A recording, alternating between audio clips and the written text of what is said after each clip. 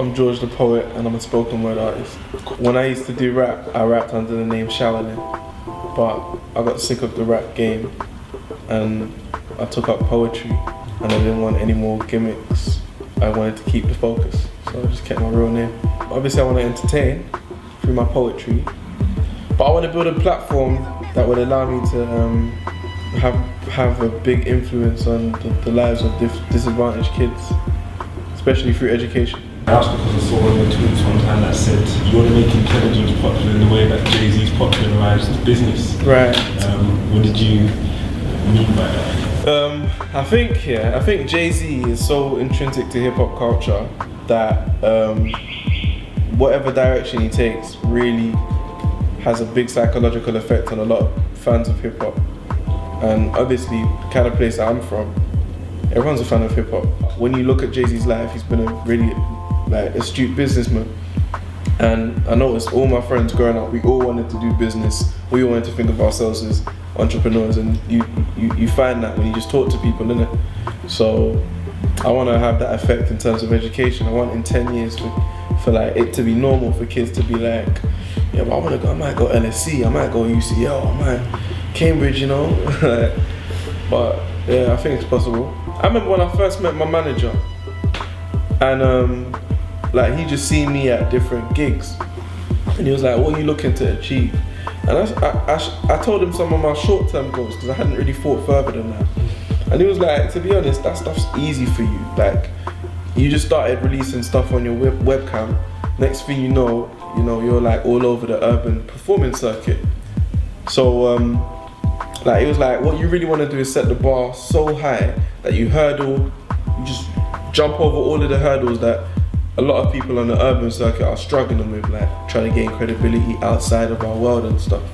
Don't worry about your followers, don't worry about just what everyone else is doing, just try and hit the pinnacle. So that's where our focus has been. So when I look back on the progress, it's just ridiculous, and it just makes me think, alright, gotta set the bar higher. Most memorable moment? When the Link Up TV launched, when they launched their website in late 2011, them times I was still relatively unknown. I performed about 20 seconds into the poem. People were screaming, so like first they went dead silent, and they screamed so loud that they had to reload the poem. Everyone was telling me to reload it. And I think that's because like the poem that I said, the poem that I performed, obviously, it's all from a sociological perspective. It's all influenced by the course that I studied at uni. So I've gone to this hood event and I've spat sociology, and they're connected, and that's my vision, that's the whole thing, that's what I think can be the future. In 1,000 years, Lord willing, I'm remembered, yeah? I want them to say that I changed the course of ghetto masculinity.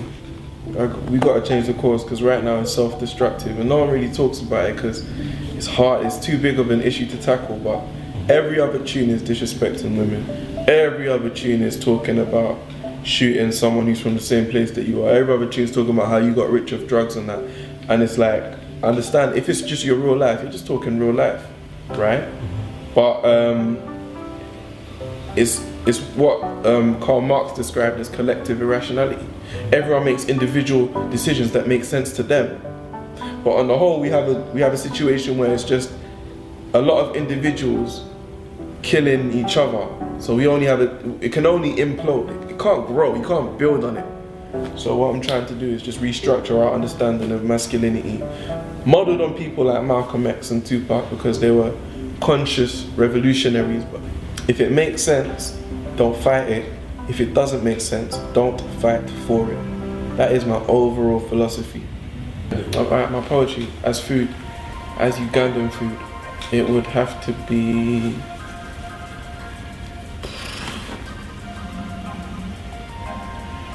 It would just have to be like good. Yeah, man, it's meat. It's like meat for your bones. It's protein. Get me? Like, yeah, it's good. It's that good. Being a poet, how easy is it to drop lyrics to the ladies? For the lady. How easy is it? It's easy. Yeah, I got game. Trust me. Trust me, man. I always think to myself, if people knew how good I got it, it would be like the love they got for me would turn to jealousy because I got it.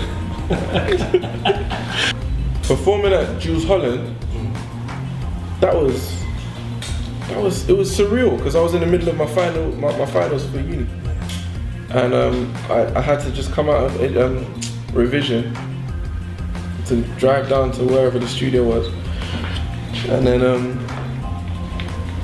just get accolades from like Liam Gallagher on my left and Miguel on my right, and Jules, just people rating the thing, and I'm like, what I performed is something that I just wrote like offhand, YOLO. I wrote that so absent-mindedly, and for them to just pay respect to it is surreal, man. Any other messages for you? I say to anyone, bear in mind everyone is human, innit? We're all out here trying to make it work, and we will make mistakes, but just do your best. Just do your best, innit? Do your best. Online, you can keep up with me on Twitter, at George the Poet, all spelled normally. Facebook, YouTube, George the Poet, Tumblr, George the Poet blog, and yeah, my website, georgethepoet.com. I've been George the Poet, and you're watching Nupé Vibes.